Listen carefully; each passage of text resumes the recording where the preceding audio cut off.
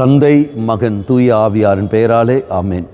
இயேசு கிறிஸ்துவின் அன்புமிக்க சகோதர சகோதரிகளை உங்கள் அனைவருக்கும் கிறிஸ்து இயேசுவின் அன்பு கனது வணக்கத்தை தெரிவித்துக் கொள்கின்றேன்.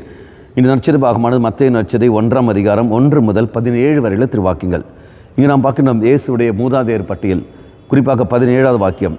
ஆக மொத்தம் ஆபிரகாம் முதல் தாவீது வரை தலைமுறைகள் 14, தாவீது முதல் பாபிலோனுக்கு சிறைப்பிடித்து செல்லப்பட்டவர்கள் வரை தலைமுறைகள் 14, பாபிலோனுக்கு சிறைப்பிடித்து செல்லப்பட்டவர்கள் முதல் கிறிஸ்து வரை தலைமுறைகள் 14. அப்போ 3 தலைமுறைகள் அப்படி 14 பிரிக்கப்படுகிறது.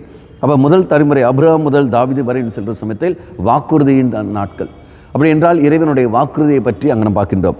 2வது நம்ம பார்க்கின்றோம் தாவீது முதல் பாபிலோனுக்கு சிறைப்பிடித்து செல்லப்பட்டவர்கள் அப்படி சொல்லும்போது அரசர்கள். அப்போ அரசர்கள் வழியாக அப்போ மக்கள் வாக்குறுதியை ஏற்றுக்கொள்ளவில்லை. அது வரைக்கும் வாக்குறுதியை நம்பாமல் எனக்கு அரசர்கள் வேண்டும் என்று சொன்னார்கள். அரசரை நம்பிக்கொண்டிருந்தார்கள். 3வது என்ன வருகிறது நாம் பார்க்கின்றோம்.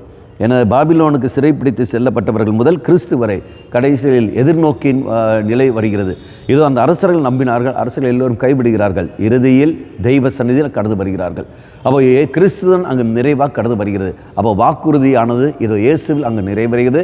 உண்மையான அரசர் நீ எதிர்பார்க்கிற மனிதன் அரசர் அல்ல, தெய்வம் தான் இங்கு அரசராக அங்கு இருக்கின்றார். அப்போ அவர்தான் நம்மை வழி நடத்துகிறவர். இந்த ஒரு சத்தியத்தை இதோ தெய்வம் நமக்கு வெளிப்படுத்துகிறார். ஆக இதை புரிந்து கொண்டு இந்த வருகிற அந்த கிறிஸ்துமஸ் தெய்வம் எனக்காக கடந்து வருகின்றார், என்னை மீட்பதற்காக இருக்கின்றார். அந்த இறைவனை ஏற்றுக்கொள்வதற்காக நம்மை நாம் விட்டுக் கொடுப்போம். அம்மா மாதாவே, விசேஷமாக எங்களுக்காக பரிந்து பேசும். ஆமேன். தந்தை, மகன், தூய ஆவியாரின் பெயராலே ஆமேன்.